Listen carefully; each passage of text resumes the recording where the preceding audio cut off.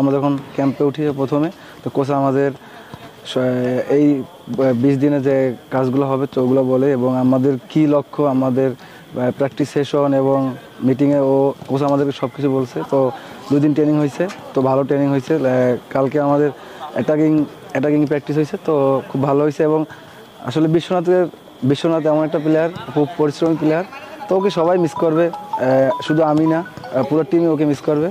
তো স্পেশালি বলতে গেলে আমি মিস করবো, কারণ ওর সাথে আমার সাথে বোঝাপড়া অনেক ভালো। তো তারপরে ওর পজিশনে যারা আছে, তো ওরা চেষ্টা করতেছে ওর মতো ওভাবে খেলার জন্য। আসলে আমরা জানি ইন্ডিয়া অনেক শক্তিশালী দল, এবং ওদের মাঠে ওরা আরও শক্তিশালী অনেক। তো কোচ আমাদেরকে ওইভাবেই প্র্যাকটিসগুলো সাজাইতেছে, এবং টিম মিটিং, জিম সেশন বলেন, সব প্লেয়ারকে বলছে সিরিয়াস থাকার জন্য। যদি আমরা কোচের প্র্যাকটিস মতো খেলতে পারি, এবং আমরা যদি প্লেয়াররা একসাথে পরিশ্রম করতে পারি মাঠে, ইনশাল্লাহ ভালো কিছু হবে।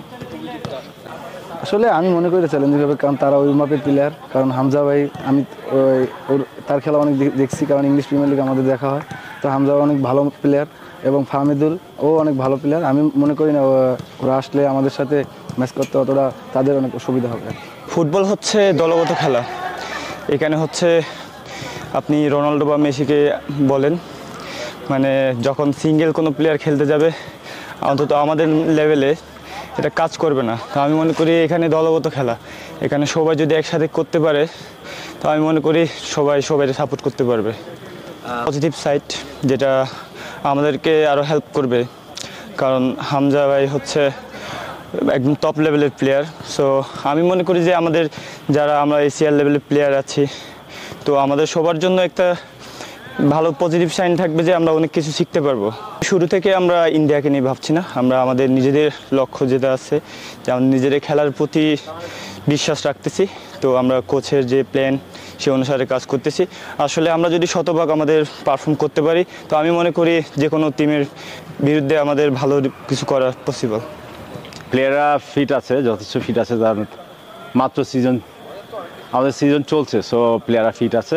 পাশাপাশি আমরা যেটা করেছি, কোচিং স্টাফ হাবিয়ার তাদেরকে একটা প্রোগ্রাম দিয়ে দিয়েছিল 3 দিনে। সো ওরা যেন অ্যাডজাস্ট একবার বসে না থাকে, 4 দিন 5 দিন রেস্ট নিয়ে থাকে, এটা হয়নি। সো আমরা যেটা চাচ্ছি যে প্লেয়াররা ফুল ফিট, এবং তারা নতুন ট্রেনার পেয়ে এসছে, পেয়ের আন্ডারে ওরা ওদের সর্বোচ্চটা দিচ্ছে। কারণ আপনারা জানেন যে ও টপ লেভেলে কাজ করেছে। সো আমাদের ফিটনেস কনসার্ন নিয়ে যদি কিছু থাকে, সেটা প্লেয়াররাও চাবে যে তার থেকে সর্বোচ্চটা আদায় করতে। মানে আমরা একেবারে ফিট একটা টিম ইন্ডিয়ার সাথে যাবো। আমার কাছে মনে হচ্ছে যে প্লেয়াররা অনেক মোটিভেটেড, কারণ ওরা জানে যে আসলে ইন্ডিয়ার সাথে আমাদের যে সবসময় একটা ডুয়েল ফাইট হয়। ইন্ডিয়ার সাথে বরাবরই ইন্ডিয়ার সাথে আমাদের একটা মানে হাড্ডাহাড্ডি লড়াই হয়, এবং সেটার জন্য আমার প্লেয়াররা জানে কার ডিউটিস কী, এবং সবাই দেখলাম মোটিভেটেড। কারণ ওরা জানে যে আমাদের এই টিমের সাথে আরও 2 জন বাংলাদেশি বিদেশি, হামজা এবং ফাহমিদুল যুগ হচ্ছে। সো ওদের সাথে ওদেরকে মানে কপ করতে হবে। সো ওরাও চাচ্ছে, যারা আছে কারেন্ট স্কোয়াডে, ওরা চাচ্ছে যে নিজেদের সেরাটা দিয়ে যারা আসতেছে তাদেরকে ওয়েলকাম করতে। মানে টোটালি ওরা যেন না বলতে পারে যে না, এই পজিশনের প্লেয়াররা কেমন খেলে, কি অবস্থা, কেন এরকম খেলতেছে, এটা যেন না হয়। মানে আমাদের প্লেয়াররা, আমি যা দেখেছি এই যাবৎকালের, মানে one of the best focus team আমার কাছে মনে হচ্ছে, যে অল অ্যাসপেক্ট, সব দিক দিয়ে। হামজার সাথে ডেফিনেটলি ওটাই ওরা চিন্তা করছে যে কীভাবে নিজেদেরকে মানিয়ে নেওয়াটা হচ্ছে এখানে চ্যালেঞ্জ।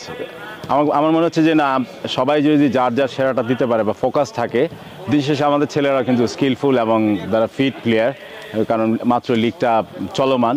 সো এদিক দিয়ে আমার মনে হচ্ছে যে সবাই যার সর্বোচ্চটা দেওয়ার জন্য, এবং সবাই জানে যে এটা একটা ভালো একটা ফাইট হবে। সো সবাই যার সর্বোচ্চটা দিয়ে ইনশাল্লাহ রেডি আছে।